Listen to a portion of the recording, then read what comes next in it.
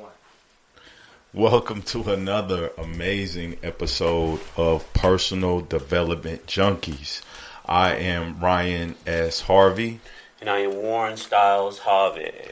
And today we are going to be kind of jumping into the topic of mental health. And I know that this is kind of a touchy subject because there's so many variations of mental health.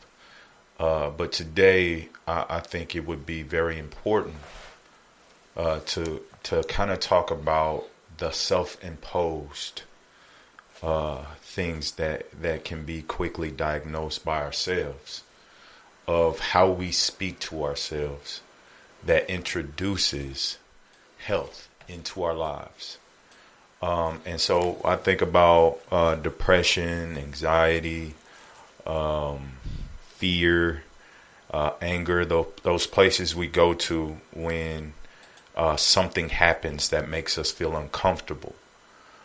Those things I feel like, are the real catalyst to really see what your mental health is actually like. And I think I'm talking about this so intently because I am diving into this myself. And it's interesting being in the position of being looked at as an extremely positive person. And I still have to do self-checks. If we can go to the doctor, to get a physical and all those type of things, we can be a doctor of our minds if we choose to equip ourselves with the right type of tools. And so right now, I've been really saying things and writing things down that I've done or that I am trying to accomplish, that I am proud of myself for. I am looking at my communication with myself, how I am treating myself. Yeah. And when we think about mental health, sometimes, I know there are different type of diseases where some people don't have that level of control to kind of dictate actions. But we're talking about the people like myself at one point in time that lay dormant for no reason. Right? And how those things can cause depression, extreme anxiety, fear. And so when did you start dealing with it personally? I don't know. Life? I can't say my whole life because, at one time I was a baby. Yeah. That's my relationship with mental health. I was having a conversation with somebody about this, and I think a lot of times mental health, or just that experience, or that that act of kind of feeding that negative side, because really that's what it is. You're not understanding what's going on, and you feeling really forced to feed into these negative ideas, negative pictures, negative feelings, and you feed and feed and feed. I feel like that relationship happened for me in school. You know what I mean? Like, I remember in elementary school having anxiety. Let's just say fear, because I was young. I don't know. It was strong. It was intense. But I never liked the idea of being called in class. You know what I mean? Like, to have to read in class, to me, what my mind did with that, it was very, very uncomfortable for me. And I remember those being some of the first experiences of my mental health and just the state of it.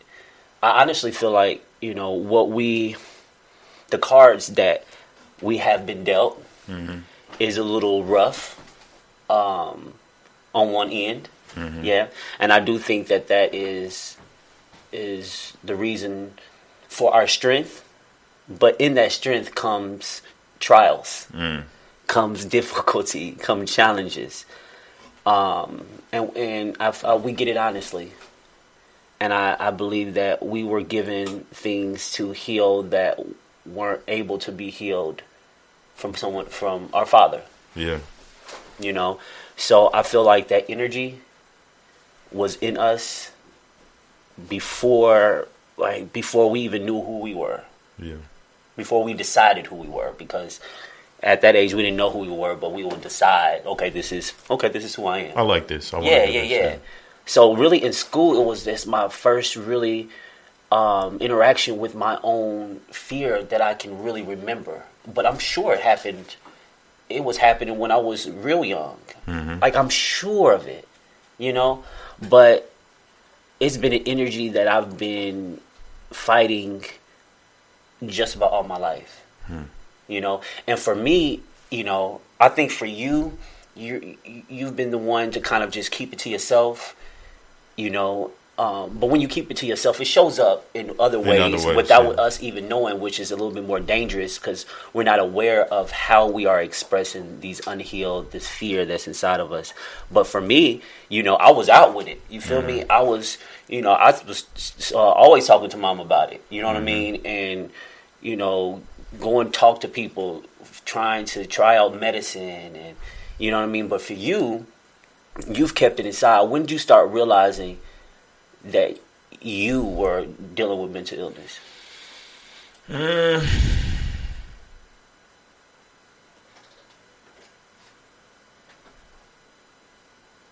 It probably started when I could remember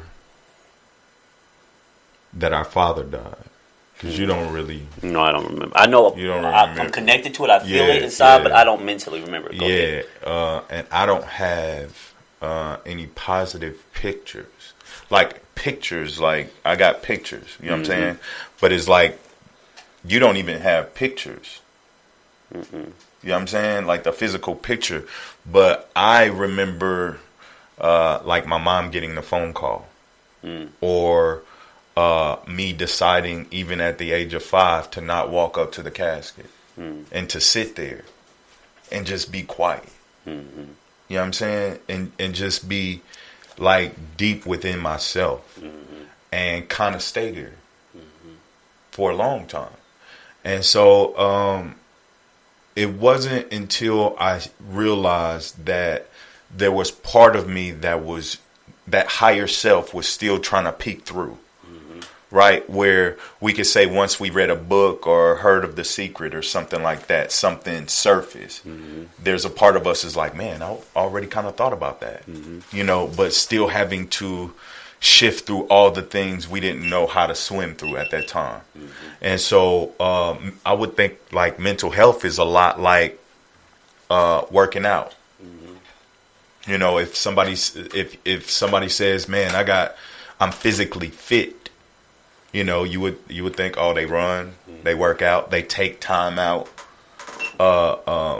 you know, to make their physical appearance or their heart, cardio, their breathing, all of those things, be able to move at optimum level, right? And then you have the people that don't. And you see the many things that can come from not making physical activity a part of your routine. How you could get obese, diabetes, high blood pressure. I mean, you name it. The list can go on and on, right? Yeah. And so when I started to think about mental health, and I'm still battling some things within myself, even now, I don't think it's a thing you ever fully master. It's a continuous thing that once you become new, you begin to master that new and then move up to something new and you try to master that new. It's a continuous growing thing. Right. And so I would like to think about it as being mentally fit, right? How much time do I spend at the gym to make sure my mind is strong? So when I meet those times of fear, my mind is strong enough to overcome that, right? How am I building the calluses in my mind of being able to defeat anxiousness? How am I building up the physical fitness to remove anger? How am I building up the physical calluses, the mental calluses, to defeat depression? Like, what am I doing to continuously feed my mind the same way you would watch a person continuously say, like, again, I've made a video about it, the 600-pound life. A person that has the body of a person that just doesn't do anything at all, right? And how so many diseases and situations can lead you to literally being able to not even move. Even when you want to, at that point of being 600 pounds, it's impossible. Yeah. Right? You literally have to be moved and then become accountable for your life to change. And so in becoming physically fit, I think it's a lot of the same. How many of us are walking around with 600 pounds of shit? A lot of us. Right? That we could have worked out by just going to the gym and working out our minds. Feeding it positivity, learning some things that you want to do, getting really connected to your purpose, getting really connected to some things that you love to do, and indulging yourself, like being obsessed with those things. And I feel like a lot of the reason why we are so open to diseases is because of a lack of doing shit. Right? Just literally not doing anything is also a choice. I'm choosing to be weak. I'm choosing not to grow. I'm choosing not to adapt. And so I think that thing happened to me at a really young age, and it was nobody to really pull me out of that until I got maybe 30. For real. Because I didn't know, and we didn't really have that kind of access to that type of knowledge, right? To say, hey, this is the way that you get yourself out of anxiety or this emotional state. That's really hard to come by for another man to be able to tell you that. I think, well, it's hard, period. It's hard, period. Just because we're not taught that. Like, for me personally, I just wasn't taught what thought was, what emotion was, what anxiety was, like, or why it was present. I didn't know that. And so in my ignorance, I just accepted the thoughts to be me. When that energy expresses itself, it sound like you in your head, and it feel like you. And because a lot of times we don't know that relationship, what that means, all that, it's like it's so easy to say yes to it. And depending on how your mind moves, how your mind thinks, will determine how often you connect to that, and the more you connect to that thought, that feeling of fear, the more it really takes over you. And with mental health, I feel like it's so common, it's so easy because none of us know how to use our brain. And the system that we're living under knows exactly how our brain works. And it makes us easy slaves. It makes us easy slaves because it's a lack of knowing. And a lot of times people spend years in that to a point where they may, if they even allow themselves to dream, don't even believe that it's possible. And with they're so connected to that voice of fear, of that voice of brokenness, or that voice of insecurity, and all it just stems to fear. It's like it doesn't matter, because they have to understand. Some people are so stuck in that perception of that identity of fear. They accept it as themselves so much so, and they spend so much time in that. It's like that's who they feel like that is who they are. You remember when you used to say that? Mm-hmm. Like, hey, this is who I am. And like, accept it. Wherever our mind takes us, yeah, we say this is who we are. Especially if it's often. If this is me. Yeah, this is me. Is it really you, or is it just where your mind is taking you? I feel like a lot of times we just accept where our mind goes. That's where what we and your believe. mind, and we are under this belief right now that everything is connected to the mind, right? Where the mind is just a tool, and sometimes it's more about your body response over your mental response. Yeah, your body responds the way it do because you did the mental work. Because you use the tool. Sometimes. The only way it's like the bathroom, right? If you got to go piss, your body's telling you to go to the bathroom. Like it's a sign, right? And so when we have pain in the body, right, it's a sign of something, right? You know what I'm saying? And so sometimes our minds will lie to us and tell us it's something totally different when it's really about your accountability to how you feed your mind, right? And it's just a byproduct, and your body is the identifier, right? Like it's just so imperative to really be aware of what you feed your mind on a everyday basis. Yeah. We are so conscious of what we eat. Because it's a physical, right? And like, even so, we need to be vegan mentally. Then. But not even that. True. Like we're so disconnected. I want to be a mental vegan. That's a new one. I feel you. Yeah. That you're not carrying around beef. You're not eating beef, and that's resistance. Hey, you know. Hey, don't copy that. I need that. Mental vegan. A mental vegan. And that means what? No beef. I'm not taking in nothing of death. Yeah, that's work. It's awareness, and at some point in time, it'll get easier because it will become habitual. Yeah. We only look at it how hard it will be, not what comes after it. That make at one point in time, this was hard to sit in one spot, right? Until you sat there for a couple days, then it became less hard to just sit there. Then it became the easiest thing to do. Then getting up seemed, oh my God, do I got to right now? You know what I'm saying? What you continuously do has a large impact on what you do. And what you can do. What you can do. What you're able to do. Right. Like, really, if you're not feeding your mind right, your mind... See, and you asking for it to turn up. Your mind won't give you what you don't give it. Correct. You know, and a lot of times we wanting to show up instantly. Yeah, or life. We don't even manifest for me. A lot of times we don't even give me the power that I can manifest. A lot of times we don't even ask our mind because we don't realize that we can ask our mind, and it's beneficial. Its power is productive to ask our mind. You know what I mean? So we don't even realize.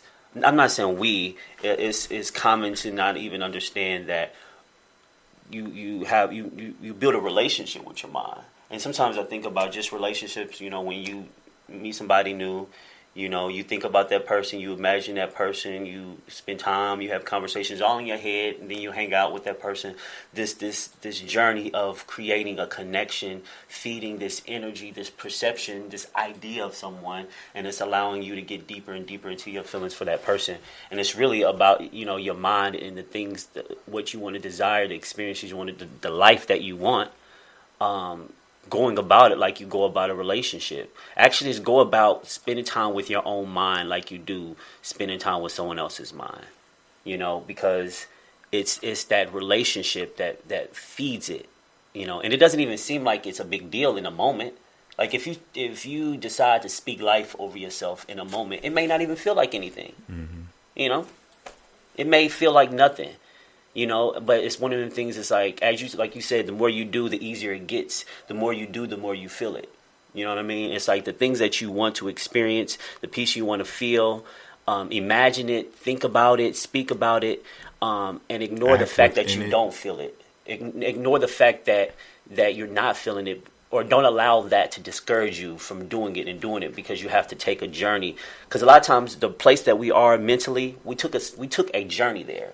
It's thoughts that we had, it's little actions that we've had, little experiences that we've had that we don't realize it's a journey. We don't realize it's steps, but we're actually taking steps into this mental space that is so uncomfortable. Now we're paying attention, but it's always a journey. And understand that whatever mental space you're in now, you can remove yourself from that. You can move into a different experience. But in that journey, in that work, especially at the beginning, the work doesn't even feel like it's doing anything. Because it's that energy that you have to keep pouring into. You got to keep pouring this energy so it can shift. Just like, if you have water or you have Coke, in a cup, and then you have water, the more water you pour, the more that Coke is gone. You know what I mean? The more it's clear. And it's like, but when you first started pouring, it's still dark. It seems like it's actually just going into the mess. Like your life, your actions is just feeding right into the mess. It's just dissolving right into what is. But it's like one of them things, it's like with mental health, you have to take a journey. You have to do little things that seem really small and pointless. You have to do those things and stay consistent, because what we have trained ourselves to connect to whatever we connect to. So a lot of times if mental illness, if you deal with it, you have trained yourself to connect with these certain type of energies, this fear. You've trained yourself. So now it's easier to think and connect to that fear than it is to that peace. So it's like really it takes one thought really to connect you deeply to that fear. But it may take you days of multiple thoughts to actually connect you to the peace, or allow you to actually start to feel it. But understand that that's just energy. And I have these conversations with people here and there. It's just with our childhood, the things that happen in it creates an energy. It creates just an energy that we live in. And from that place, things come to us. Things happen, people come to us from that energy. And if we don't correct that energy, we will continue to attract things and situations, circumstances, all from the ignorance, because we didn't know at all. But we will, even the energy that we are born into, even the energy that we're existing in when we're still in our mother. You know what I mean? Like that energy. Like even at a young age, we're dealing with energy that we don't even realize. But the older we get, the more we understand the energy that we're in and looking at it to see if it serves us. Because we get to a point where now we're deciding, hey, I don't want to just live in fear anymore. I don't want to live in pain anymore. I don't want to keep getting hurt. Now I want to actually move towards the life I want. Everybody gets to that point at some point. And you got to understand that you're actually going against yourself. You're actually going against this energy that has been created since you was a child. In your ignorance, and you place so much emotion, so much thought over the years into this negative energy over and over again. And we don't even realize we're doing it. For me dealing with mental illness, my mind it was very excessive, and my anxiety was very strong, which made it was hard for me to ignore. It was hard for me to distract myself. So it was constantly forcing me to feel, to understand, to see what's going on, to understand the relationship. And it can be very difficult and very discouraging, but you have to understand that it all starts within. I think a lot of times we get to a place with mental illness that we get to a place and so many negative things is happening. The negative people is coming to us, these negative circumstances, and we allow that to really bring us down, to allow us to not believe in the life that we want. It really inspires us not to believe in freedom because of the energy, because of the things that's coming towards. The things that keep coming into your life seems negative. Seems like I cannot move forward. One step forward is two steps back. But understand that that's only the case because it's energy that energy is still magnetizing things that connect to it into your life. So you got to keep pushing, keep speaking, keep showing yourself that love, because eventually you will connect to it and you will start to shift, and that energy will start to shift. But you have to be consistent. You have to, because if not, you're just going, that old energy is going to pull you right back in, and you're just going to feel, because that's the thing that feels most comfortable. is that energy. And if you keep going towards what it feels most comfortable, you won't allow yourself to create something different, you know? And so what kind of things do you do to actually create? Because you obviously have a totally different life, perspective and goals than you did when you was young. You know what I mean? Like, what types of things you do to really keep yourself connected to that and really connected to that, the higher self, the light part of it, instead of the fear and insecurity? You said a lot. Okay. It was good. I try to make sure to read a lot, take in things, talk to my mentor daily.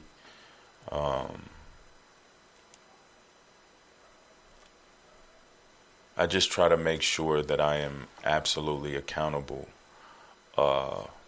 more to my mindset, the way that I think, more than I'm accountable to anything else. Because that literally propels everything else.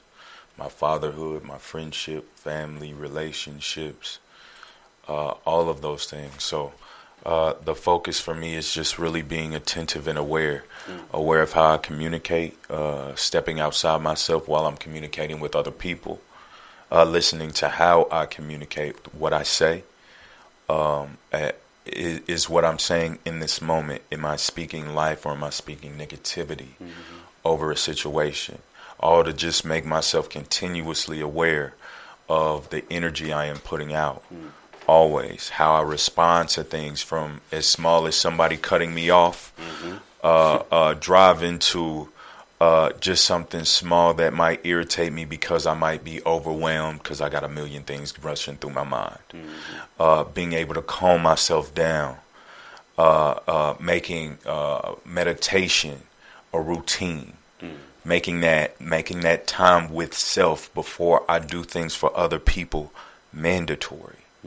I think if we, just like people that go to the gym 2 and 3 times a day, 2 or 3 times a week, you know what I mean? Yeah. And like you were saying about the Coke and it eventually turning clear, we see that so much in people that choose to work out, right. And their bodies are unhealthy, and they starting out, first going to the gym 3 and 4 or 5 times, yeah. And you really don't see no change until it becomes something that they can't wait to do. That even though they might have a long day, they continuously do. Right? No matter what's going on, they could be traveling somewhere else, having the time of their life, and they still make time for it. It's that type of awareness that really causes change in your life. Yeah. And so if we're talking about strong mental health, we're talking about how much you frequently stay in the gym to make sure your mind is as strong, because it's impossible to do the impossible if your mind ain't equipped for the impossible. That's sweet. So what's some things that you've done? Like you said, our things is different, but I think in a lot of ways we've done a lot of the same things. You just might do it through YouTube. Yeah, of course, just, continuing getting that information, and making sure my mind I'm allowing my mind to speak about those truths. It was times where I was more connecting to that truth. It would be times where a whole day go by that I didn't think about any conscious thoughts. I just allowed my mind to go on autopilot. But I've realized now that I'm not exactly seeing all the change that I want to see, but I see that my mind reminds me more now. You feel me? And just keeping that dialogue, that movement going, that interaction going, just between you and your higher self, you and that peace and that joy and the love that you deserve to experience. Like, the more I've spoke about that, the more I've just listened to other people speak about it, the more I meditated on it, is the more I felt connected to it.